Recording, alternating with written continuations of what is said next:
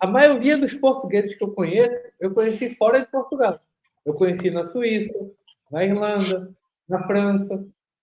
Então, a imigração por si só não é um problema, mas uma imigração descontrolada, desenfreada, isso é nocivo. A gente teve no Porto uma manifestação histórica. O Arthur Moreira, nosso querido Arthur Moreira, esteve lá. Arthur, eu quero que você comente sobre as manifestações que você esteve presente ontem lá no Porto. E eu vou colocar aqui, enquanto você comenta, eu coloco algumas imagens aqui para ilustrar o seu comentário. Boa noite e obrigado mais uma vez pela sua participação aqui no Guerra da Informação. Muito boa noite a todos. Agradeço eu pelo convite. Boa noite a todos. É muito feliz estar aqui, compartilhar. Né? Sim, eu fui ao Porto. No Porto foi a segunda manifestação, na realidade, contra a violência e a imigração descontrolada. A primeira delas aconteceu em Lisboa. Nós saímos da Alameda e descemos a Almirante Reis até o Rossio, onde o André Ventura fez um discurso maravilhoso. E a outra manifestação, eu não sei o que as televisões têm dito a respeito da frequência, da quantidade de adeptos, da quantidade de gente que tem ido às manifestações, porque eu já me livrei essa máquina, né? esse aparelho, essa televisão, eu já me livrei desse tipo de dispositivo. Mas assim, eu acho que só daqui da região metropolitana de Lisboa deve ter saído no mínimo quatro autocarros, 4 ônibus, não é? se não 5, saíram do Algarve, e também tinha uma delegação de Braga. Basicamente, a população portuguesa. Antes de mais nada, eu quero, antes de começar a expor aquilo que eu tenho para dizer, é importante, assim, eu sou luso-brasileiro e eu conheço muitos brasileiros que não são luso-brasileiros, eles estão aqui na condição de estudante, de imigrante, etc. E eu não vejo nenhum traço de xenofobia por parte dos portugueses, e é muito interessante ressaltar, inclusive, que os portugueses são assim, se uma pessoa chegar na rua e pedir informação por algum motivo, às vezes nós temos a impressão de que parece que há uma briga, entre aspas, para ver quem informa mais. Imagina um grupo de portugueses na frente de um café e perguntamos onde é que fica uma determinada rua, um nome de uma rua. Então, cada um se levanta e há até aqueles que chegam ao ponto de nos acompanharem, não é? Até o local, é uma coisa absurda. Eu acho que os portugueses eles se aborrecem apenas quando qualquer pessoa oriunda de outros lugares, até mesmo de Portugal mesmo, os tratam mal, e, enfim. Sobre a violência,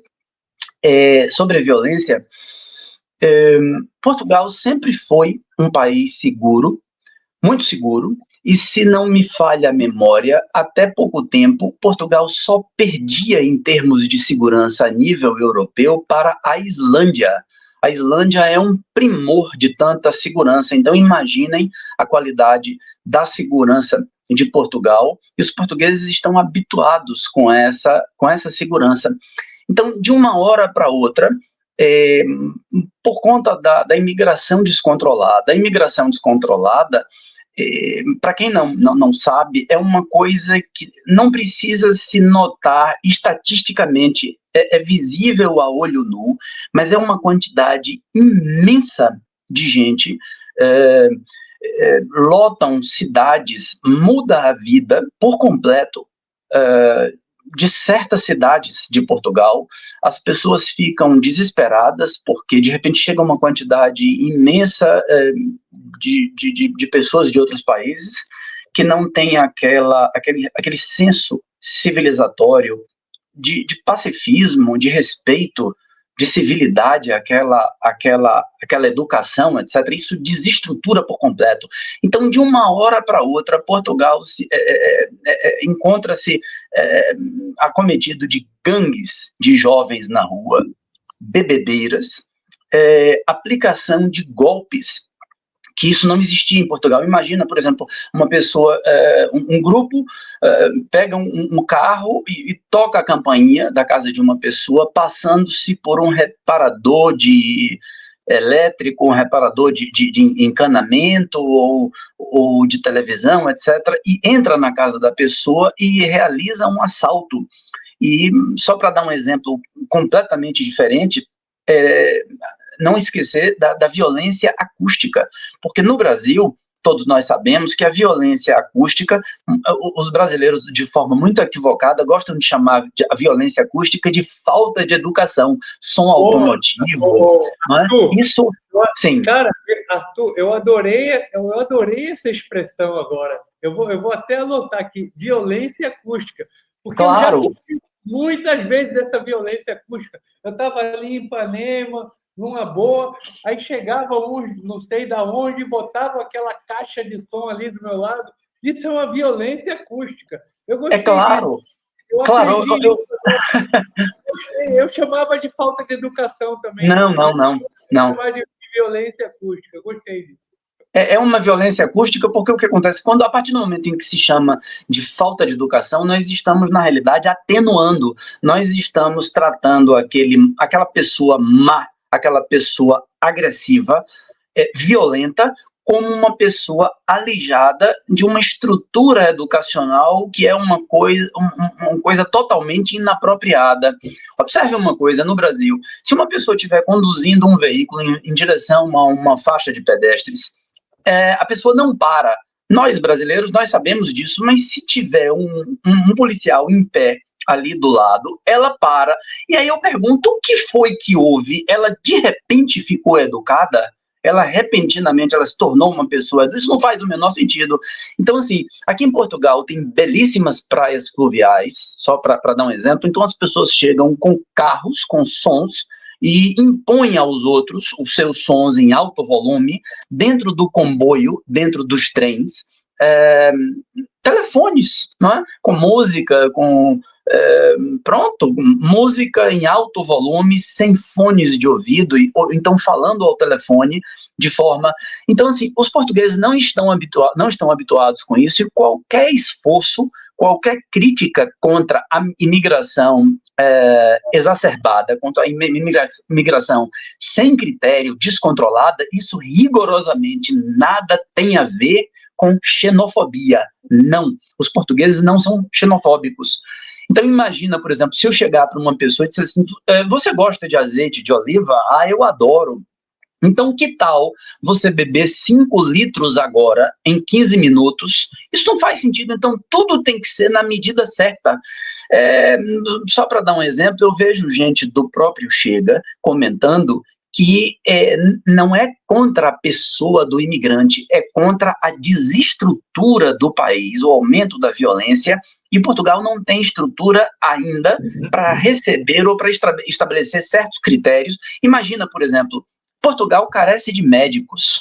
Imagina, por exemplo, se o governo português fizesse, só como exemplo, uma triagem de certas universidades brasileiras, argentinas ou mexicanas, cujo programa fosse mais semelhante com as universidades portuguesas e essas pessoas, porventura, pudessem atuar aqui depois de vasculhada a sua vida, se não tivessem cometido crime algum, e fosse uma pessoa comprovadamente idônea, esse imigrante ele seria aqui necessário em Portugal. Então, isso tudo há que se fazer uma diferença. Os portugueses não estão habituados com a violência. Repentinamente, nós temos o crime organizado, que eu vou preferir não mencionar o nome, porque eu já não me sinto seguro para isso. Né? Então, os portugueses já amargam a presença de crime organizado latino-americano no território português, muito bem estruturado,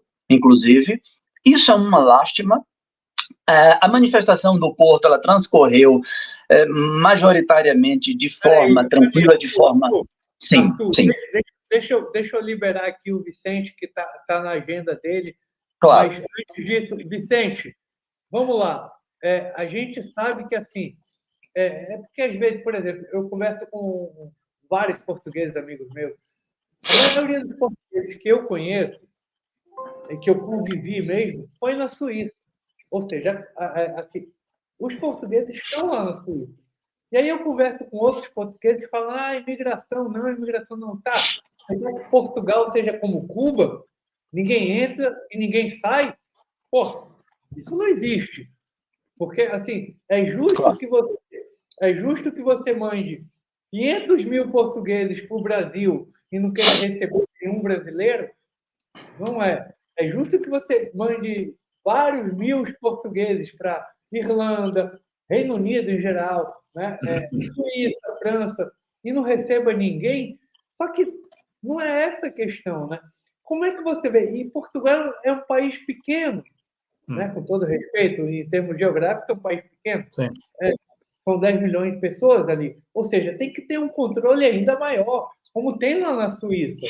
A Suíça é fácil de você entrar, mas você não vai viver ilegalmente lá por muito tempo. E em Portugal, a mesma coisa. E o que eu vejo em Portugal, assim, você tem muitos brasileiros que amam Portugal, que têm orgulho da herança portuguesa, que falam da cultura portuguesa com amor, com carinho. E você tem aqueles brasileiros, meu Deus, que não respeitam nada de Portugal. Ou seja, tem que ter uma triagem, tem que ter uma seleção em relação à imigração, né? Mas não só a imigração brasileira, porque eu já fui ali em Lisboa, por exemplo. Não tem nenhum brasileiro vendendo haxixe. Quem está vendendo haxixe ali são os marroquinos. Quem está andando com uma faca na cintura no metrô são os indianos. Se você pega uma fila de ajuda social, tem um ou dois brasileiros e 50 mil de outros lugares. Então, assim, Vicente, você acha, como é que você vê esse problema da imigração lá em Portugal, na sua querida terra, lá em Portugal, Vitor Vicente? É um problema crescente, não é, que tem-se vindo a agravar nos últimos anos, como resultado de uma política migratória desastrosa, e como o Artur bem referiu, começa também a afetar o acesso aos serviços, não é? Não só a saúde, mas também a habitação, que é uma coisa que muitas vezes o pessoal não refere, não é? Como sendo uma coisa relacionada com as massas migratórias, mas também pesa, né? Acho que a escassez de casas não é um problema só português, é um problema europeu. Também tem a ver com a vinda gigantesca de pessoal de todas as partes do mundo, sabe-se lá com que papéis, com que intenções, não é? Isso é bastante agravante. Quanto à migração brasileira, é diferente, enfim, há pessoas que vêm tentar tirar partido, no bom sentido, do facto de falar a mesma língua, o mesmo idioma, não é? Para poder ter uma vida mais decente, aproveitar também a segurança que Portugal ainda oferece em relação em contraste com o Brasil, mas também há muitos que usam o regresso a Portugal como fosse, ou a vinda para Portugal, como fosse um ajuste de contas, não é? Parece que estes tipos roubaram tesouro, agora nós vamos roubar aquilo que conseguimos. Isso, acho que isso não é ético. Esse tipo de pessoas devem ser, de uma maneira, disciplinadas e aprender a viver na Europa antes de agirem como selvagens. Mas eu espero ter mais oportunidade para conversar com o Artur em pormenor acerca disso. Achei bastante interessante a visão dele da imigração.